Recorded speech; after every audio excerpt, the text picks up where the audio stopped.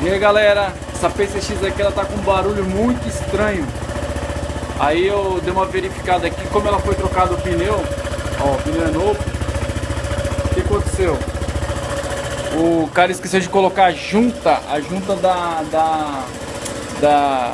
de vedação, o anel ali na parte do escapamento. E ela tá fazendo um barulho horrível. Um barulho tipo de alguma coisa que tá solta lá.